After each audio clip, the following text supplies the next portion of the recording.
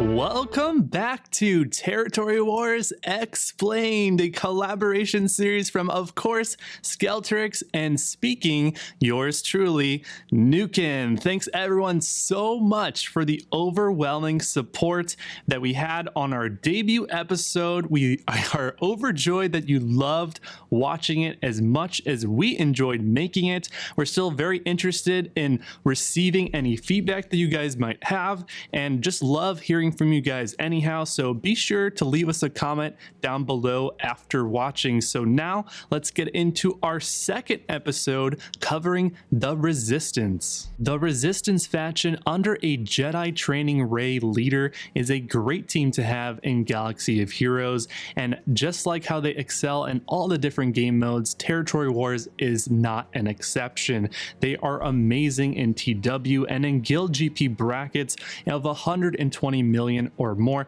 you're going to be running across them in defense fairly often. So they have a difficulty level of farming of around a medium difficulty, and they are also around a medium difficulty to defeat. So let's get started, but before we talk about the team, let's make sure everyone recaps the bonus in TW that the Resistance faction receives. Take every opportunity. Resistance allies have a 10% potency buff, and that stacks for each exposed enemy, so you can have a maximum of 50% potency if every enemy is exposed. They also gain protection up 15% for 2 turns whenever they damage an exposed enemy, so it makes them a little bit more durable in the match. Now let's start talking about placing the Resistance team on defense. So there are many different compositions that you can put on defense. The best team in most scenarios is a team that Skelly and I are recommending here, and it's going to be a pure based Resistance team. So starting off with our leader, Jedi Training Rey, aka JTR. She is a heroic journey character, so she has 3 different zetas. She is labeled as a tank, but she hits as hard as an attacker, and we definitely recommend zeting her leadership ability. Her leadership is going to grant Resistance allies extra critical synergies, critical chance, and critical damage, and when they critically hit enemies, they're going to have a 70% chance to expose, and that is irresistible, so you do not actually need to put any potency on your characters under a JTR leadership when you're trying to just land exposed. For other debuffs, yes, but not for exposed, so keep that in mind when modding your characters. Now, speaking of modding, we're going to skip to the modding because she does have 3 other zetas, but they're not required. If you were to give her an extra zeta for TW purposes, her Insight zeta will make her a little bit trickier to fight, but definitely not required. For modding her, you're going to actually mod her with a speed set in TW. You definitely, in a PvP environment, you definitely want her to be moving quickly, a little different than the critical damage recommendations for her in the Sith raid. So speed set and a 2-piece crit chance set for JTR. She does hit quite hard, so we definitely recommend giving her some offense secondaries, some critical chance as well to make her sure that she's critting quite often, offense cross to make her hit harder, and a critical damage triangle because she will be critting very often. Let's move into our next character here, BB8. BB8, the soccer ball droid himself, is a supporting cast member on the Resistance team. He works very well with JTR. He has 2 zetas. We highly recommend putting a zeta on Roll with the Punches, and he has another zeta as well, and it's not recommended, but it could be helpful in certain matchups.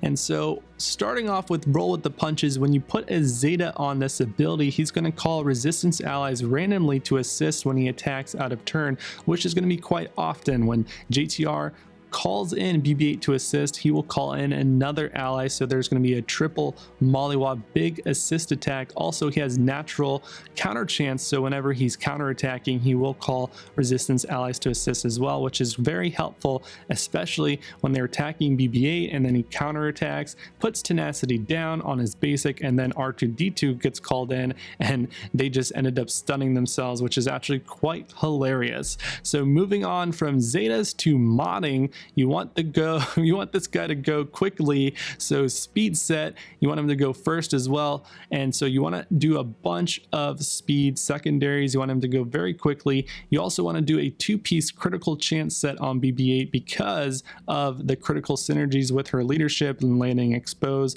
etc. That's going to be awesome to do with BB-8. He does actually hit decently well, and even though you're doing the first special most of the time and the AI will do that as well, he does actually get in some decent hits. So definitely actually do something like a critical chance offense or critical damage triangle on him, and also an offense cross. This is actually going to make him actually do decent amounts of damage, and so that is going to be great speed secondaries for sure. Definitely want to get this guy going, and the quicker he can get to his ultimate Illuminated Destiny, that almost usually seals the deal for the battle. Now BB-8 has specific synergy of granting turn meter to JTR. He also has specific synergy with droids. At the start of the battle, he grants all the other droid allies some bonus turn meter so they can go first, which is awesome. And so the other droids on the team are going to actually do quite well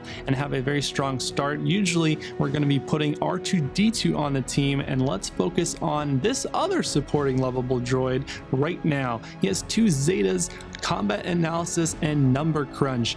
Out of those 2 Zetas, Skelly and I definitely recommend putting a Zeta on number crunch. This is going to be a very strong Zeta because he will grant a portion of his stats passively, so this cannot be dispelled to the rest of the team, and that's going to be awesome. He has another Zeta combat analysis, which is going to allow your resistance allies, whenever they crit, which is quite often, to cleanse all of the debuffs on themselves because they are light side characters. That is highly advised but not required to put this team on defense or to run them on offense, but definitely consider it. Now modding wise, because of the number crunch Zeta, there are multiple ways to mod R2-D2. We highly recommend putting a speed set or a offense set on R2-D2. The speed set so he can go quickly and do his thing, etc. He is a supporting character and that is quite common, but the offense mod set will also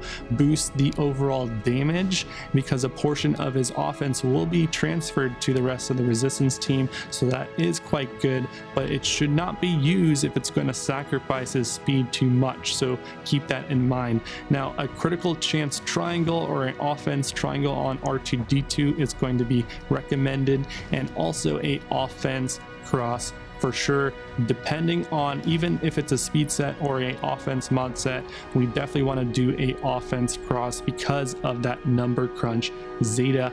2-piece crit chance set on R2-D2 so he can land those exposes consistently. He also has very low critical chance, and so that will help him a little bit. And you're looking for speed, offense, and critical chance secondaries on his mods. Holdo is the very next character that we'll be discussing, and Skelly and I definitely recommend putting her on your team. She is the tank of the team. She's dressed in pink, but do not be fooled because she can take a bunch and absorb a bunch of damage. She has 1 Zeta and it is required, so definitely give her a Zeta, especially if she's geared up.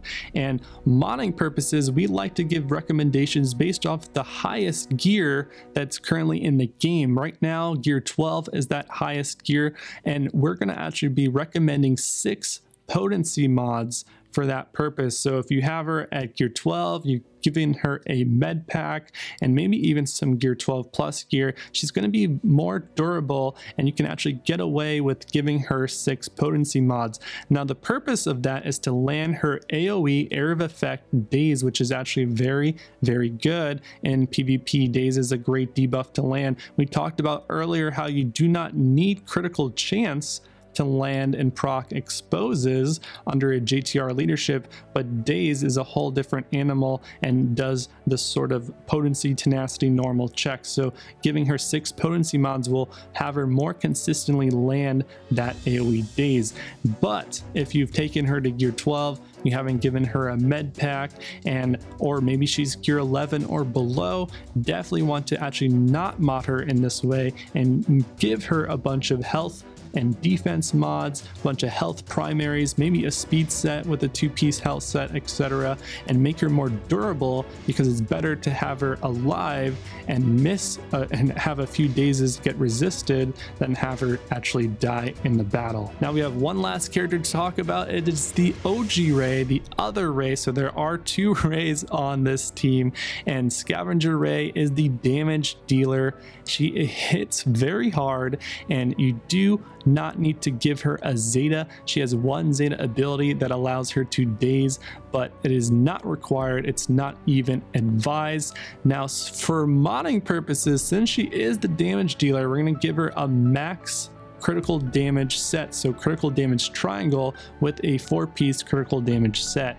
You want to do a 2-piece critical chance set to make sure that she's critting, and also you want to give her a offense cross. For secondaries, you're looking for offense, speed, critical chance, etc., to make sure that she's critting and she's going quite often. You do not need her to go super fast. You could run a speed set on her, but she's going to be doing less damage in that compartment. But if you were to give her a speed set, you would give her for sure a critical damage triangle, because she does hit quite hard. Now, you do want to make sure that she is hitting hard, because when she finally goes, you want to actually have a very impactful attack. So for example, she's one of the characters that on offense you would actually use her second special to take out a nest once you have her down to just her health pool. So now that we've went over the team composition, there are a few substitutes, and here is the first one. Old Ben, he is a great tank. There's not too much overlap across TW. He's not really being used on many teams, and if he is needed on a team, there are other substitutes for that team as well. So he's going to actually work very well on the resistance team for defense. He has ability block, which is going to help prevent other teams that require specials to take out the resistance squad on defense, so that's going to be a very good one. He also has some Zetas, which makes him even trickier and deadlier, and actually is going to be a great character to have if you don't have Holdo. A lot of people still do not have a Holdo. The second best option that doesn't really have overlap across TW, because there are other options like Kenobi and L3, but they're usually being used elsewhere, is Chopper. Chopper doesn't have any Zetas. A lot of people actually do have the Phoenix characters at least geared up to around gear 8 to gear 10 range minimum because of unlocking Thrawn, etc. And so Chopper around gear 11 or higher will be a decent replacement because he has synergy with BB-8 and he can taunt, etc. So that's going to be some replacements. Now there are other replacements as well. You could do a droid niche composition that's pretty unique. You could go all out and take out Scavenger Rey, take out Holdo, and put in all droids under a JTR leadership, and you could put in Chopper, T3, IG-88, and this formation actually makes the resistance team a little bit more defensive against Night Sister counters. Now let's shift gears and talk about how you can counter the JTR resistance squads in TW. So if you run across a JTR resistance squad on TW offense day, the best team to use to counter them is going to be a Night Sister squad. You can run a Saj Ventress or Mother Talzin lead. Mother Talzin lead is going to be the best here for this specific counter, and that is because of Plague. Plague is a unique mechanic just for Night Sisters, and it's very effective against JTR resistance teams. They take so many turns that they basically just kill themselves. Every time they take a turn, they're going to be taking a bunch of plague damage, and they don't have enough huge heals to get back up to full HP, so Plague really just sticks around until they are dead. Also, Night Sisters have a lot of revive potential, so even if one of them dies, you're going to be able to just absorb a bunch of damage, revive them, and they can just keep on dying throughout the battle, and you can end the battle with all of your Night Sisters alive, all 5, and get that maximum 20 banners. So it's going to be very good in that regard. Make sure that that you're saving your heal with Daka in case someone dies. That's going to be effective there. And also make sure that you're not wasting Mother Talzin's AoE if there's a bunch of characters with Foresight, because that's going to be a complete waste. You're mainly going to be using her basic to do more plague spreading and also doing plague AoE damage.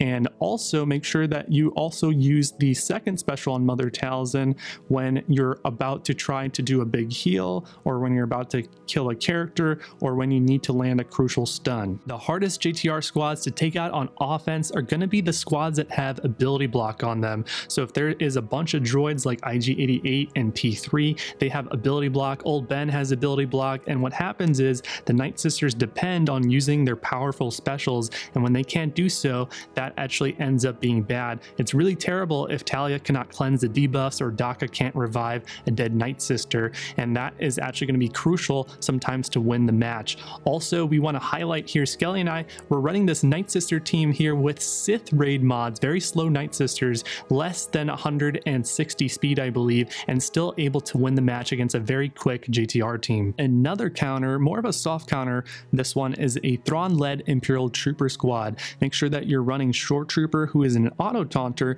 who will absorb the second special from JTR. Make sure that you use Thrawn second special on Short Trooper to cleanse the ability block and daze, and use the Short Trooper special to have taunt go back right up. The technique here is actually to wait out the stealth from R2-D2 for those 2 turns, and then plan your strike accordingly. Don't use your specials until the stealth has expired, and as soon as the stealth expires, JTR should come out of stealth and fracture her right away with Thrawn, take her out, and then once you've taken her out, now you have access to being able to deathmark characters with Death Trooper, which is going to be excellent, and it's kind of going to be a momentum gain from here. You should be able to win the battle with 19 or 20 banners on the team. And the reason why this works is also because Thrawn has a bunch of bonuses to Empire units. General Veers does not need to be in a leadership position to capitalize on a Zeta. The Empire characters have extra survivability when they have buffs flying around with the Zeta on Thrawn's leadership, and also Thrawn is able to give a bunch of turn meter, supplying turn meter whenever the Empire characters are getting debuffs. There's a lot of debuffs flying around, and they get 20% turn meter whenever that occurs, so that's going to be very good. Moving on to our final counter, we have another hard counter to the JTR resistance squads, and that's going to be a Traya-led Sith team. Make sure that you're running Sith Assassin and Sith Trooper with the Sith Triumvirate.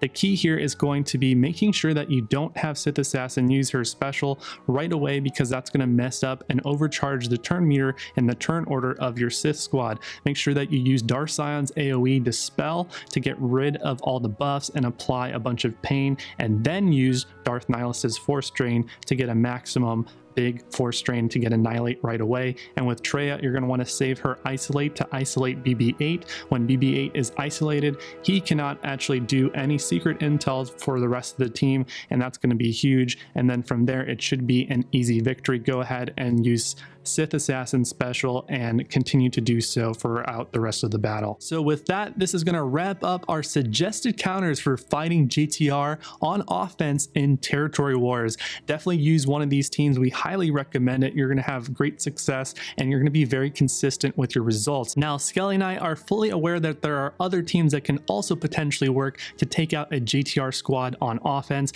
but they are either too powerful and they should be reserved for other teams, or they're not as efficient.